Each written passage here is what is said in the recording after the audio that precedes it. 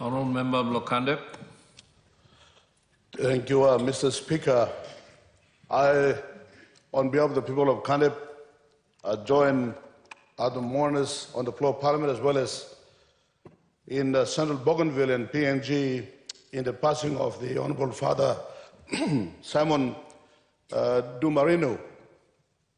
Mr. Speaker, I have on this floor of Parliament and other occasions expressed condolences to times of bereavements to other deaths. But those deaths have had a wife or a husband or a son or a daughter or some children. But this is one of those few occasions on which I am honored to stand to reflect and to celebrate the passing on of an honorable man, a clergy in the service of God that did not have a wife, a child, or no relative of his own to carry on his genealogy. He is a man I'm truly honored to pay tribute to and to celebrate his life, a man who disattached himself emotionally from any other human that would have come out of his own blood.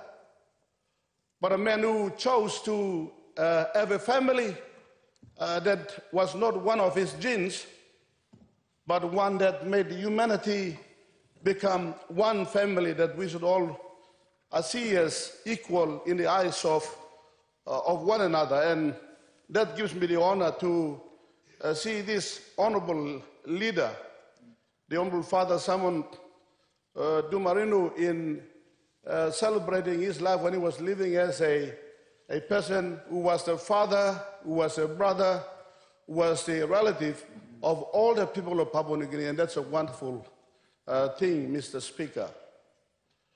Most of the times we attach ourselves to emotional attachments that we find that is my son, that is my wife, that is my daughter, or that is my tribesman, that is my clansman, that is from my region, my province, etc. But here lies before us a man who did not see it that way. He chose when he was a young man, he had all his opportunities to become a man of emotional attachments to personalities and friends and relatives, but he chose not to do that.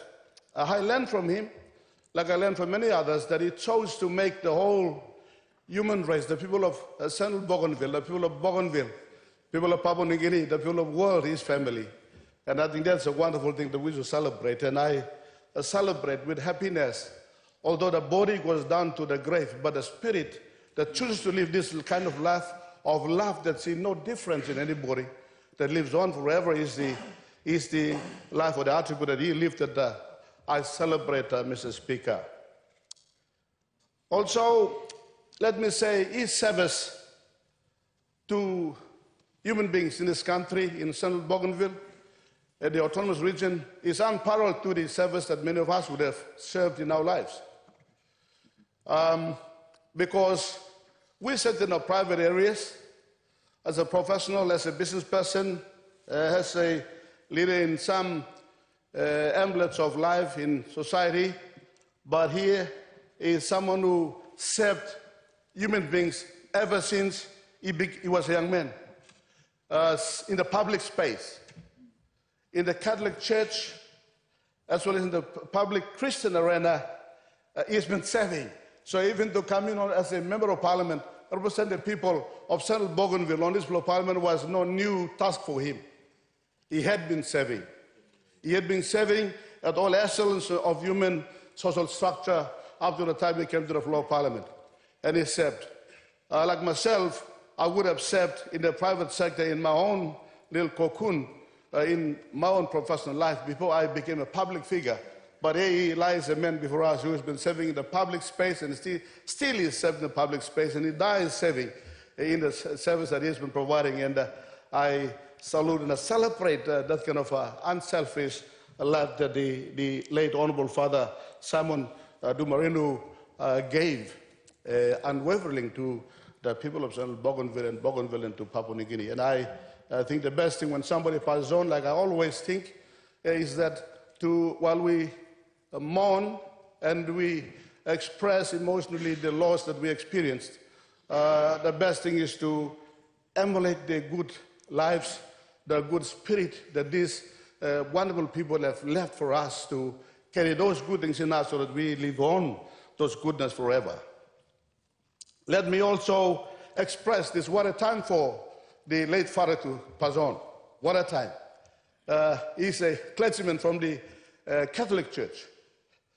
The Holy See will be here soon in this country. Yes, in this country, and here I see it as a divine death because he's dying. We say he's dead, but in fact, he's dying as a priest, as a member of parliament, as a public figure, and as a leader.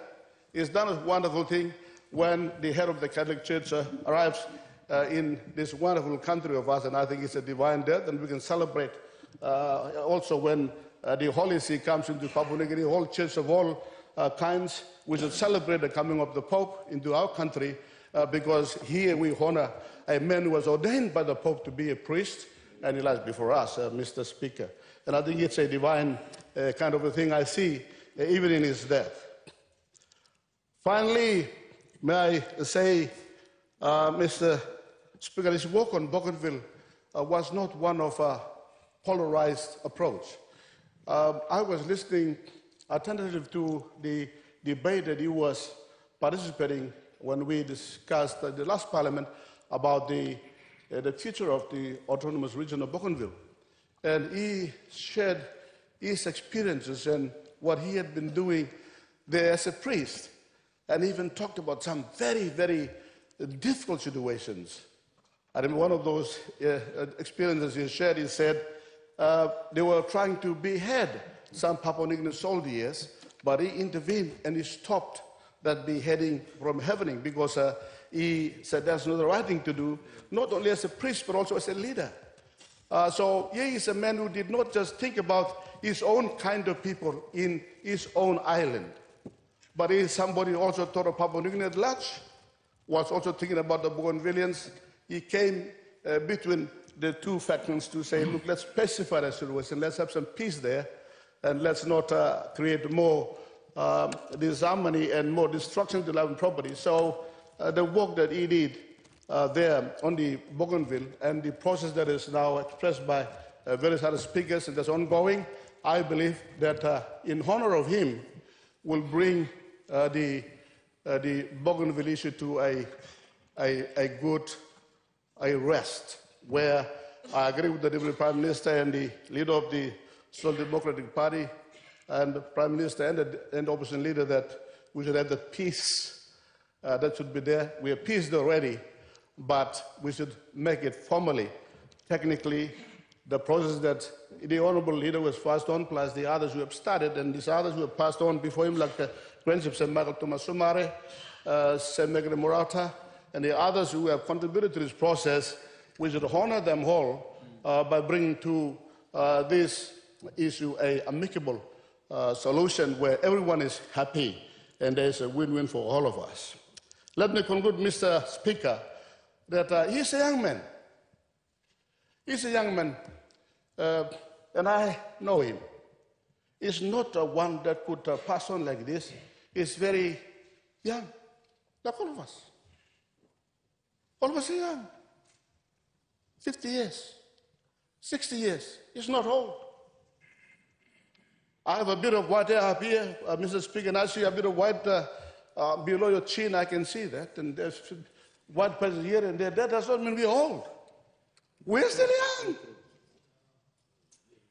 And if you look at the spectrum of deaths across the country now, in private, in public life, in business, as well as in family lives, young people are losing lives. Young Papua New Guineans are dying. Young. When you talk about the future of Papua New Guinea, the future of Papua New Guinea is today. It's not tomorrow. The future of Papua New Guinea is how we live today. And I know that the honorable later priest, he passed on from heart. I know he went to Port Moresby General Hospital and did this tent, twice. And I know that tent then got blocked somewhere. So, Mr. Speaker, it rests on all of us to look at the way of life we're living in the modern society today. Papua New Guinea is very, very young, and now people dying very, very young. It is a challenge because then those younger ones we are producing, they'll have to emulate the ones at that level, 50s and 60s and 70s, to carry on the country into the future. And that is a challenge that I think the Parliament and all of us in that business of health should look at, that we can learn from as to what are the healthful ways of living. I think that's what we should pursue more than those that stress us too much in our lives and we find hearts collapsing one by one. Let's aim to live more than the lifespan that we're living today. But with this, I conclude with this, in this time of bereavement experienced by the people of Central Bougainville, Bougainville at large, the people of Papua New Guinea, the Catholic domain, the Social Democratic Party, and all of us, may I celebrate, share the celebration of the passing of the late leader, that we learn from the good things that he lived. Let's make him live forever in us by living the good lives he did. May his soul rest in peace. And it reminds me of this text that says that for me to live is Christ, but to die is gain. So dying, actually, we are gaining it because the life we live lives on forever in the living that we live today. Thank you very much, Mr. Speaker.